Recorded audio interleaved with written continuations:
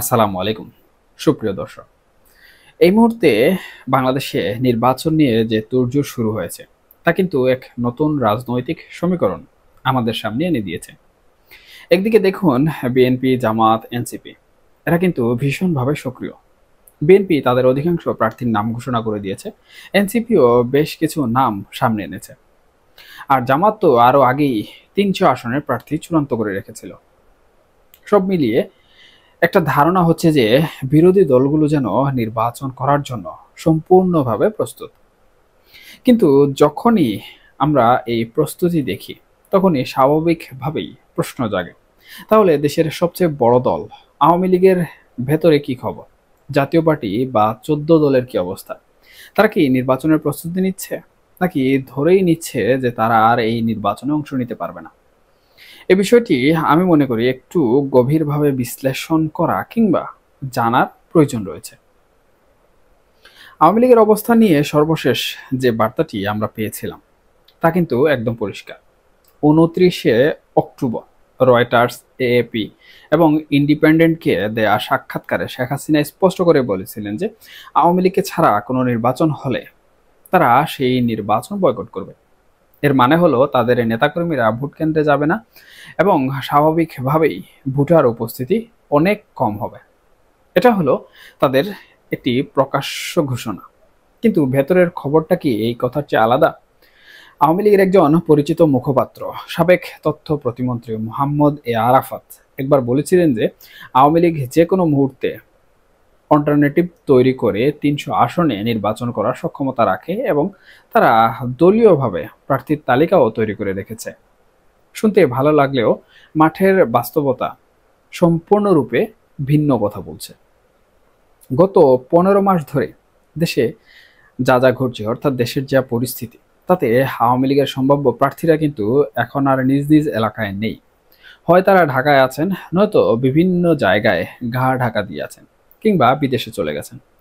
এর কারণ হলো তাদের বিরুদ্ধে নানা রকমের মামলা দেওয়া হয়েছে, সেটা মিথ্যা হোক বা সত্য।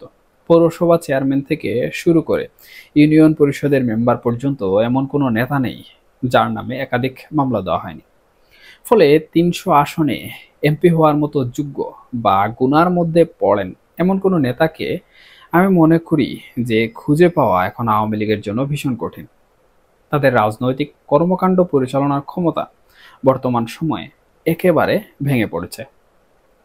ডিসেম্বরের প্রথম দিকেই যদি তফসিল ঘোষণা করা হয়, অর্থাৎ আর মাত্র ১ মাস সময় বাকি, এই ১ মাসের মধ্যে এমন কোনো বড় ধরনের রাজনৈতিক পরিবর্তন আসার সম্ভাবনাও দেখা যাচ্ছে না, শুধুমাত্র তত্ত্বাবধায়ক সরকার ছাড়া। সুতরাং রাতারাতি আওয়ামী লীগের নেতাকর্মীরা এলাকায় ফিরে গিয়ে তাদের রাজনৈতিক কার্যক্রম স্বাভাবিকভাবে পরিচালনা করতে পারবেন বলেও মনে হচ্ছে না। তাদের বিরুদ্ধে দেয়া ভুয়া মামলাগুলো তুলে নেওয়া হবে বা আদালত স্বাধীনভাবে জামিন দিতে পারবেন এমন পরিবেশ তৈরি হওয়া বাস্তবে বেশ কঠিন। এখানেই আসে আসল কৌশল। আন্তর্জাতিক চাপের কারণে সরকার শেষ মুহূর্তে হয়তো কৌশলগত কারণে ঘোষণা করতে পারে যে আওয়ামী লীগের উপর থেকে নিষেধাজ্ঞা তুলে নেওয়া হলো বা তাদের নির্বাচন করতে দেয়া হবে। কিন্তু বাস্তবতা হলো তাদের সংগঠনের যে ভঙ্গুর অবস্থা, তাতে তারা নির্বাচন করার মতো অবস্থায় থাকবে না। অর্থাৎ খাতা কলমে পরিবেশ থাকলেও তারা নির্বাচনে অংশগ্রহণ করতে পারবে না। আর এই সুযোগটাই কিন্তু আওয়ামী লীগ কাজে লাগাতে চাইছে। সজীবাদের জয় এপিকে দেয়া সাক্ষাৎকারে অত্যন্ত গুরুত্বপূর্ণ একটি কথা বলেছিলেন। তাদের নির্বাচনের জন্য একটা ব্রিদিং টাইম বা প্রস্তুতির সময় দরকার। অর্থাৎ শেষ মুহূর্তে হঠাৎ করে সুযোগ দিলেও তারা নির্বাচন করবেন না, বরং নির্বাচন বয়কট করবেন। যদি তারা নিজেরা নির্বাচন বয়কট করেন, তাহলে সরকারের কাছে একটি অজুহাত থাকবে যে আমরা তো সুযোগ দিয়েছিলাম, তারাই আসেনি। এই যুক্তিটি কিন্তু একসময় আওয়ামী লীগ বিএনপিকে নিষিদ্ধ না করেও তাদের নির্বাচন বর্জন করার জন্য ব্যবহার করেছিল। সুতরাং চূড়ান্ত সিদ্ধান্ত যা মনে হচ্ছে, বিএনপি, জামাত বা এনসিপি নির্বাচনের কাজ শুরু করলেও আওয়ামী লীগ সম্ভবত এই নির্বাচন বয়কটই করছে। যদিও সরকার তাদের নির্বাচন করতে দেয়ার ঘোষণা দেয়, এই বয়কটের সিদ্ধান্ত কৌশলগত, যা তাদের বাস্তব দুর্বলতা আড়াল করে।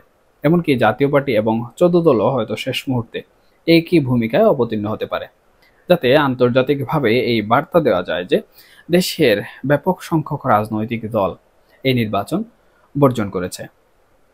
সার্বিক পরিস্থিতি দেখলে মনে হয় নির্বাচন নিয়ে নানা দলের তৎপরতা থাকলেও আওয়ামী লীগের এই কৌশলী সিদ্ধান্তই হয়তো আগামী নির্বাচনের ভাগ্য নির্ধারণ করতে চলেছে।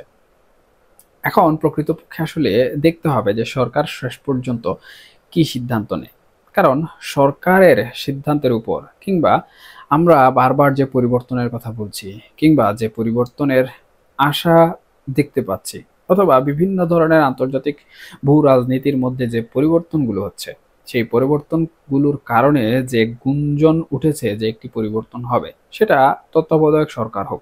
এখন সেই পরিবর্তন যদি হয়, তত্ত্বাবধায়ক সরকার আসার পর আওয়ামী লীগের উপর যে নিষেধাজ্ঞা রয়েছে কিংবা আওয়ামী লীগের যে রাজনৈতিক কার্যক্রম বর্তমানে স্থগিত রয়েছে, সেটি পুনরায় সচল করে কিনা এই বিষয়টি, এবং যদি তত্ত্বাবধায়ক সরকার নাও আসে বা এমন বড় ধরনের কোনো পরিবর্তন যদি নাও ঘটে, অর্থাৎ অন্তর্বর্তীকালীন সরকারের হাতেই যদি নির্বাচন হয় এবং সেই নির্বাচনে যদি আওয়ামী লীগ অংশগ্রহণ করতে না পারে বা তাদের নিষেধাজ্ঞা যদি না উঠানো হয়, তাহলে আমি মনে করি যে এই নির্বাচন নিয়ে আওয়ামী লীগ একটি বড় পরিকল্পনা করে রেখেছে, যেমনটি তারা বলছে যে নির্বাচন বয়কট করার।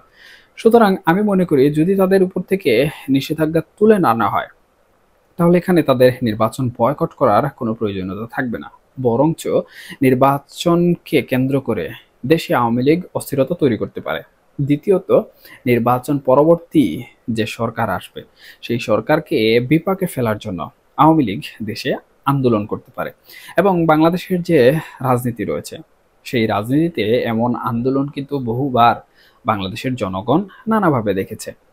সুতরাং বর্তমান সময়ে এটি বোঝা যাচ্ছে যে সরকার কিংবা পরিবর্তন যদি না হয়, তাহলে আওয়ামী লীগ নির্বাচনে যদি না আসতে পারে, তার ফলাফল দেশে খুব একটা ভালো পরিবেশ নিয়ে আসবে না। আবার যদি তাদেরকে সময় সুযোগ না নিয়ে নির্বাচনের আগে হুট করে নির্বাচনের জন্য ডাক দেওয়া হয় কিংবা তাদের নিষেধাজ্ঞা তুলে নেওয়া হয়, তাহলেও আমার মনে হয় যে শেখ হাসিনা যেভাবে নির্বাচন বয়কট করার কথা বলেছেন, সেভাবে নির্বাচন বয়কট করবে, এবং এই নির্বাচন বয়কট করারও ফলাফল কিন্তু খুব একটা ভালো হবে না, কারণ আওয়ামী লীগ তাদের যে একটি রাজনৈতিক শক্তি রয়েছে, সেই রাজনৈতিক শক্তি নিয়েই কিন্তু বাংলাদেশের মাটিতে দাঁড়ানোর চেষ্টা করবে, এবং সেই রাজনীতির যে মূল শক্তি, সেই শক্তি হচ্ছে আন্দোলন সংগ্রাম। এখন আসলে দেখতে হবে যে প্রকৃতপক্ষে আওয়ামী লীগ কোন পরিকল্পনায় যায় এবং আমাদের সরকার কিংবা আমাদের যে রাজনৈতিক দলগুলো রয়েছে, তারা আসলে কি ধরনের সিদ্ধান্ত নেয়, এই সিদ্ধান্ত কি আদৌ জনগণের জন্য ভালো হবে নাকি খারাপ হবে।